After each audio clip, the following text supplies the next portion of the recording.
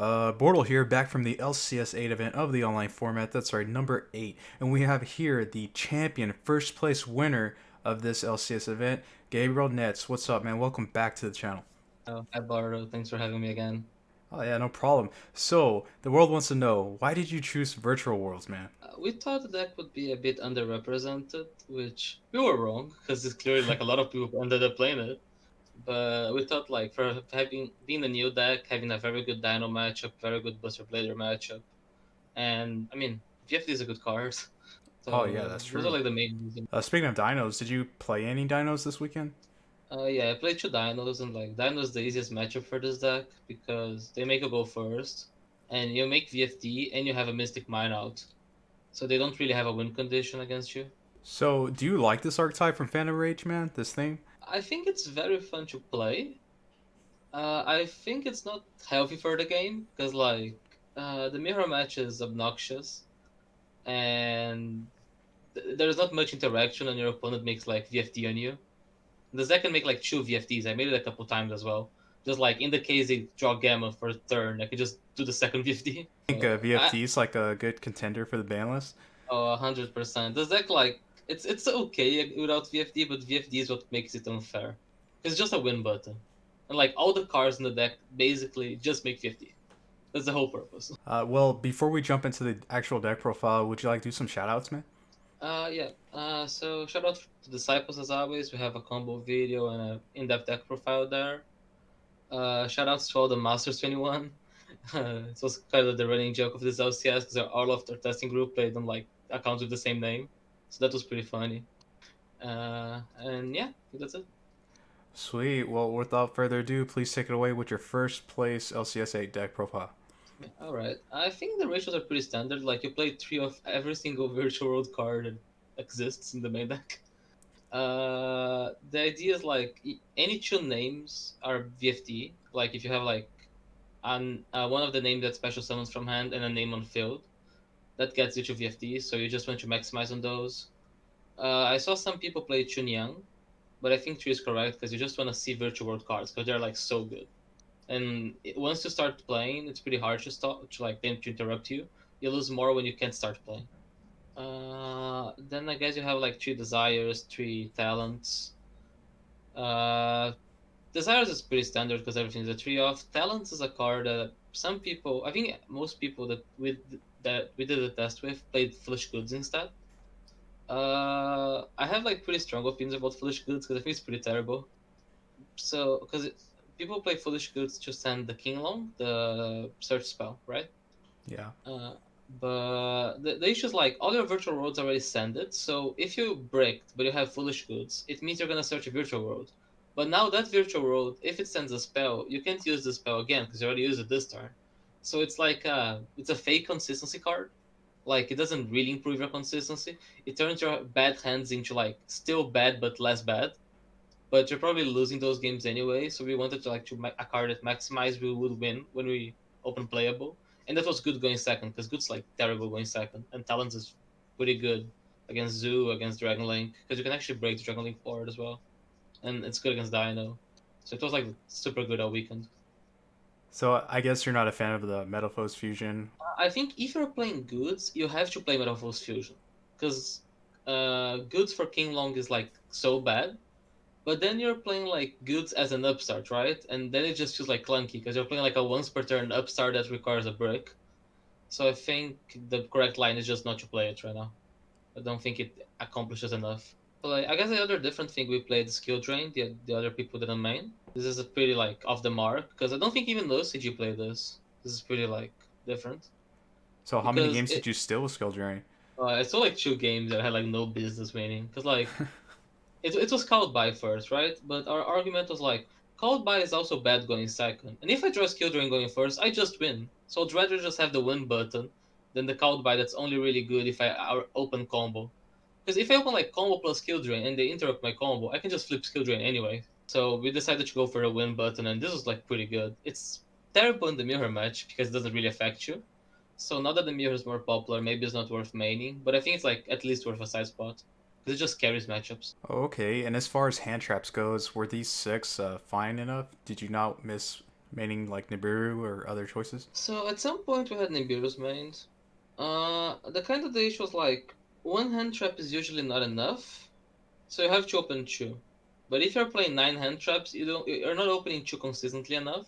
So I'd rather just have a card like Talons that ensure I win going first and I can push through my opponent's hand traps, than have like 4% more chance of opening two hand traps against combo. And Nib is also dead against a lot this format. Like it's very good against Virtual World, of course, but it's super dead against Zoo. It's against like the trap decks. It's bad against Dino. So we decided to go for this. Gamma is also like a defense because if they hand trap your Virtual World in hand, you can Gamma their Ash or their Gamma. And Ash has like double utility because it's a level 3. So a lot of the times you end up normal summoning it because the deck doesn't have like a natural normal summon other than the Yanks. And then we just decided like power hand traps instead of trying to draw two. Perfect explanation, and the deck is 39 cards overall because of that one only Upstart Goblin there. And I guess you didn't mind draw unlock in this tournament. Yeah, Draw wasn't very popular because Dragon Link was like falling popularity, so that was the main reason people played Draw. So I think you just wanted to maximize consistency because this deck has some consistency issues. It doesn't like half brick, you know. When it breaks, like you pass. So you just want to see I play every hand. Perfect. Would you like to run down the extra deck? Yeah, I think we had some interesting choices. This is where like my build and Tristan's and Luke's build differed a bit. They played Zokin and Crystal Wing over the Gaia Charger and the Jaja. I really like Gaia Charger. Uh, so the main utility it has is that you can just throw it on top of a rank 6 and you make a 4 material Zeus. So it's like pretty good going second. And Jaja is a card that I don't think anyone else played. It's not like super good, but it's like another Dragoon out. So this way you have 2 Dragoon outs in your extra deck. So if they hold their Dragoon Negate for 1 out, you can summon the second one. So that's the reason I wanted Jaja in. And then the rest pretty standard. You play 2 VFD because you can make 2, or if you get Nibiru on the first one, you just make the second with Cloud Castle. Vermilion is another card some people didn't play, and it's like super useful going second because it helps you push. It floats as well because you can banish a tuner, and then when it dies, it gets a tuner back. But other than that, I think it's pretty standard for Virtual World. Okay, nice. Did you summon Zeus plenty of times this tournament? Yeah, Zeus is like super important because I think like VFD is of course the win condition going first, but Zeus is like so much pressure going second because it turns like any like rank 3 into like a board wipe. Or like if you can get into a rank 6, you can make the beyond the Zeus with 4 material, so you can board wipe and then have a Zeus for their turn. So it was like super good. Super good. It's very good like into lands when you're going second as well. So you just like make a rank 6, slap guy charger attack, make Zeus for 4. It's Okay, sweet. And your side deck, you actually mentioned that you just threw a whole bunch of hand traps. Do you want to run through it? Why these hand traps? Yeah, this is I think like pretty interesting as well. We wanted like to have 12 hand traps for Virtual World, and 15 for Noble because Noble is a matchup you really need to draw two. Like I think if you don't draw two with Noble going first, post side, your chances of winning are just not good. Oh yeah. So we ended up on no material. It's not particularly good in any matchup, but it's the only hand trap that really, other than the other ones we're playing, that really overlaps between Virtual Road, Infernoble, and Dragon Link. So we needed like a third hand trap for that slot. So it wasn't like insane, but it did the job. It's like one more hand trap you can draw. Well, for the listeners that don't really know when to throw down the no material for those two decks, what are the perfect targets for them?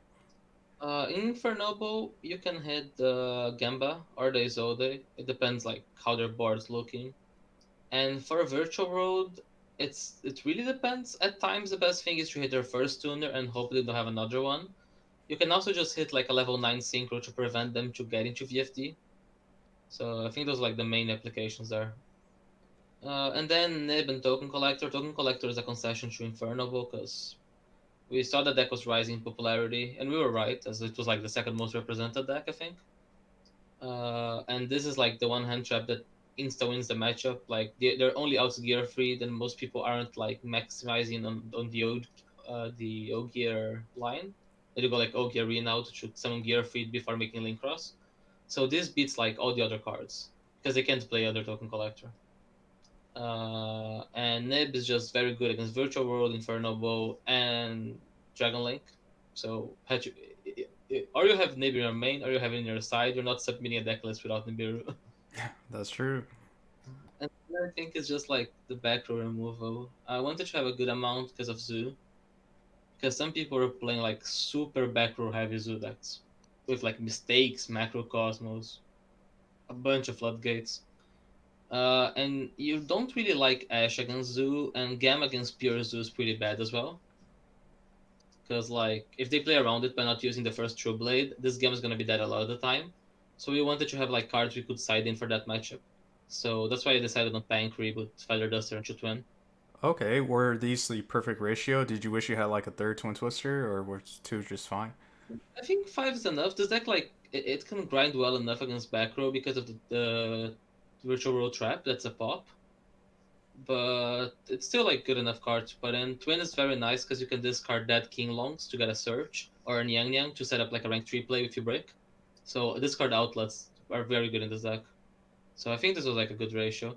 You could make the argument for like another twin over the Imperial Order, but when we were doing siding patterns, we didn't want to side out that much because we ended up like keeping the Ashes against Zoo and taking out the Tree Gamma, the Driver, and the Skill Drain for those 5 cards. So if even if we decided like a third twin, I don't think it was going to come in. So we just decided to side one more floodgate to go first. The Imperial Order, it could have been called by or Order, but it was a sort of a similar argument as Skill Drain. Like I know called by can make me combo, but if I break, I'd rather draw Order than call by. So we decided to go for that. Unfortunately, I lost how many times you guys actually topped this event, Team Disciples. So that's really nice seeing you guys pulling off, a victory right here. Oh yeah, it's been fun being doing back to back as well because we won last one, then won this one. Oh my goodness. Didn't really expect it, but it was very fun. Yes. Is there anything else you'd like to add about the event? If it ran smoothly, or Yeah, I think it runs pretty smoothly. I ended up like 6-0 day one, so I was like pretty confident for day two. Because like even if I lost the 2 games, I would probably have topped anyway. But then I ended up winning the 2 games, and then we won top cut. So it was oh like a man, pretty smooth experience. nice. Well, there you have it, folks. Undefeated deck profile from Gabriel Netz representing the Disciples. So thank you again for being on the channel, man. No problem, anytime. And listeners, if you're not a part of BORTLE Nation, sub for BORTLE. It's that easy and it's free. Oh God, yes. BORTLE out.